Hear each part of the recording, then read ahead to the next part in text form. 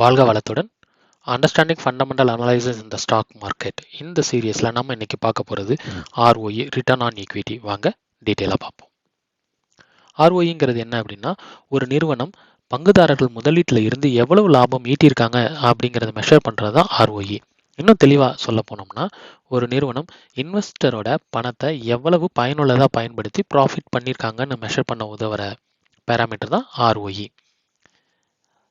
இதனுடைய ஃபார்முலாவை பார்த்தீங்கன்னா ROE is equal to net income divided by shareholder equity. Equity அப்படிங்கிறது ஷேர் ஹோல்டர் ஈக்விட்டி அப்படின்னு சொல்லியிருக்கோம். இது ஷேர் ஹோல்டர் ஈக்விட்டிங்கிறது என்ன அப்படின்னா, ஷேர் ஹோல்டர் எவ்வளோ பணம் இன்வெஸ்ட் பண்ணியிருக்காங்க அப்படின்னு காட்டுறது தான் ஈக்விட்டி. இதை இன்னும் தெளிவாக புரிஞ்சிக்க இந்த எக்ஸாம்பிளை பாருங்க. இப்போ ஒரு நிறுவனம் வந்து புதுசாக ஒரு பிஸ்னஸை ஸ்டார்ட் பண்ணுறாங்க. அதுக்கு 50 கோடி ரூபாய் தேவைப்படுது அவங்களுக்கு. ஆனால் அவங்க கிட்ட இருக்கிறது 25 கோடி ரூபாய் தான். மீதி 25 கோடி ரூபாயை அவங்க ரெண்டு வகையை ரைஸ் பண்ண முடியும். ஒன்று கடன் வாங்கலாம், இன்னொன்று யாராவது பார்ட்னராக சேர்த்துக்கிட்டு அந்த 25 கோடி ரூபாயை வச்சு மறுபடியும் அந்த பிஸ்னஸை ஸ்டார்ட் பண்ணலாம். இப்போ இந்த கம்பெனி வந்து ரெண்டாவது ஆப்ஷனுக்கு போயிருக்காங்க. ஒருத்தரை பார்ட்னராக சேர்த்துக்கிட்டு அவர்கிட்ட இருந்து 25 கோடி ரூபாயை வாங்கி பிஸ்னஸை ஸ்டார்ட் பண்ணியிருக்காங்க. இப்போ அந்த நிறுவனத்துக்கு நிகர லாபமாக 5 கோடி ரூபாய் வந்திருக்கு. இதில் ROI கால்குலேட் பண்ணணும் அப்படின்னா 20% வரும். 25 கோடி ரூபாயை பயன்படுத்தி அவங்க 5 கோடி ரூபாய் ப்ராஃபிட் பார்த்துருக்காங்க. ஸோ இதில் நம்ம ROI வந்து 20% வருது.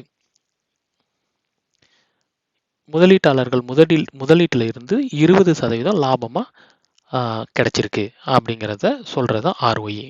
ஓகே, இப்போ இந்த ROI மட்டும் வச்சுக்கிட்டு நம்ம வந்து ஒரு கம்பெனி அசஸ் பண்ண முடியுமா அப்படின்னு கேட்டிங்கன்னா கிடையாது. ஏன் அப்படின்னா இது வெறும் ரிட்டர்னை மட்டும் பற்றி தான் பேசுதே தவிர இது வந்து அந்த கம்பெனியோட கடனோ கேபிட்டலோ அதை பற்றி எதுவுமே பேசுறது கிடையாது. சரி, இப்போ ஒரு எக்ஸாம்பிளை பாருங்களேன். நீங்கள் ஒரு இடம் வாங்குறீங்க. அந்த இடம் வந்து 10 லட்ச ரூபா அப்படின்னு வச்சுக்கோங்களேன். அந்த இடத்த நீங்கள் வாங்கி 3 வருஷம் கழித்து விற்கிறீங்க. விற்கிறப்ப 15 லட்ச ரூபாய்க்கு விற்கிறீங்க. அப்போ உங்களுக்கு ப்ராஃபிட் எவ்வளவு? 5 லட்ச ரூபா.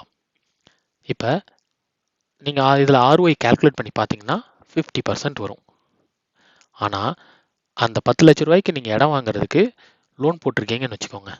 லோனை ரீபே பண்ணுறப்ப நம்ம என்ன பண்ணுவோம்? இன்ட்ரெஸ்ட் பே பண்ணியிருப்போம். ஃபார் எக்ஸாம்பிள் அந்த ஒரு 10 லட்சத்துக்கு 1 லட்ச ரூபா இன்ட்ரெஸ்ட்டாக நீங்கள் பே பண்ணியிருக்கீங்க. இப்போ உங்களுடைய முதலீடு எவ்வளோ ஆயிடுச்சு? 11 லட்சம் ஆயிடுச்சு. ஆனால் உங்களுடைய ப்ராஃபிட் எவ்வளோ இருக்குது? அதே 5 லட்சம். இப்போ நீங்கள் இதுக்கு ROI கால்குலேட் பண்ணி பார்த்தீங்கன்னா 45% வரும். ஸோ இப்போ அந்த 5% எங்கே போயிருக்குது? லோன் ரீபே பண்ணதில் போயிருக்குது. இதை பற்றி இந்த ROIயில் கால்குலேட் பண்ணுறதுக்கப்ப பார்க்கறது கிடையாது. இதனால் ROE அப்படிங்கிற ஒரு பேராமீட்டரை மட்டும் வச்சு ஒரு கம்பெனியை அசஸ் பண்ண முடியாது. இது கூட ROCE மற்றும் டெப்ட் ஈக்விட்டி ரேஷியோ இது ரெண்டும் சேர்த்து பார்க்கணும். ROCE டெப்ட் ஈக்விட்டி ரேஷியோ நம்ம அடுத்த வீடியோவில் டீட்டெயிலாக பார்ப்போம். இப்போ ROEயோட ட்ராபேக்ஸ் என்னென்ன அப்படின்றத பார்ப்போம். முக்கியமாக ஒரு 4 ட்ராபேக்ஸ் நம்ம இங்கே டிஸ்கஸ் பண்ண போகிறோம். அதில் முதல் ட்ராபேக் பார்த்தீங்க அப்படின்னாக்கா இக்னோரிங் டெப்ட் லெவல். நம்ம முன்னாடி எக்ஸ்பிளைன் பண்ண மாதிரி தான். இது வந்து டெப்டை பற்றி கன்சிடர் பண்ணுறதே கிடையாது.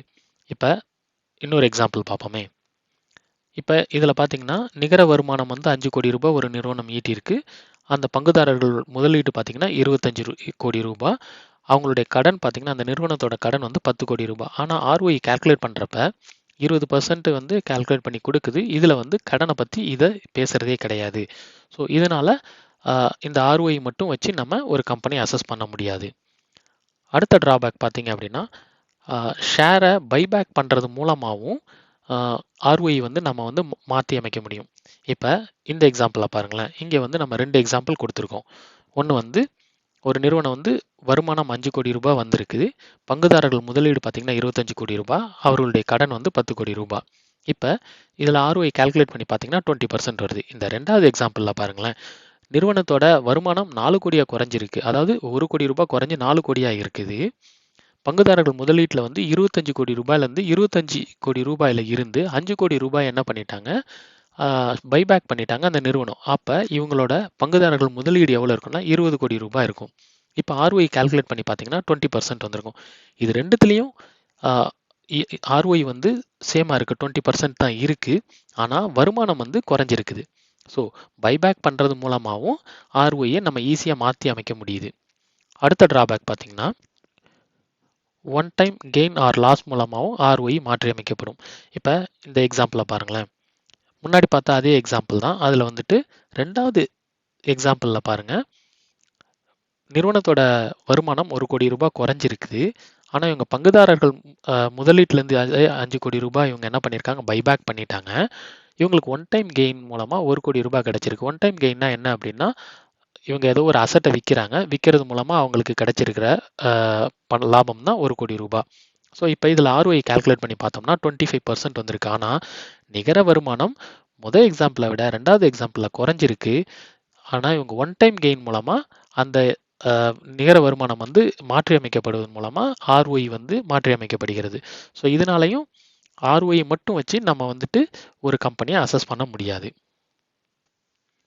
அடுத்த டிராபேக் பார்த்தீங்கன்னா, ROI வந்து கம்பெனியோட ஓவரால் எஃபிஷியன்ஸை பார்க்கறது கிடையாது. அதாவது கேபிட்டலை பற்றி கன்சிடர் பண்ணுறது கிடையாது, அதனுடைய டெப்ட் எவ்வளோ இருக்குது அப்படின்றத கன்சிடர் பண்ணுறது கிடையாது. ஸோ இந்த ROI மட்டும் வச்சுக்கிட்டு நம்ம ஒரு கம்பெனியை அசஸ் பண்ண முடியாது. இது கூட ROCE மற்றும் டெப்ட் ஈக்விட்டி ரேஷியோ ரெண்டும் இருக்கணும். இது வச்சு தான் நம்ம இந்த 3 பேராமீட்டரை வச்சு தான் நம்ம வந்து ஒரு கம்பெனியை அசஸ் பண்ண முடியும். ROCE மற்றும் டெப்ட் ஈக்விட்டி ரேஷியோ நம்ம அடுத்த வீடியோவில் பார்ப்போம். அவ்வளோதான் நண்பர்களே இந்த வீடியோ.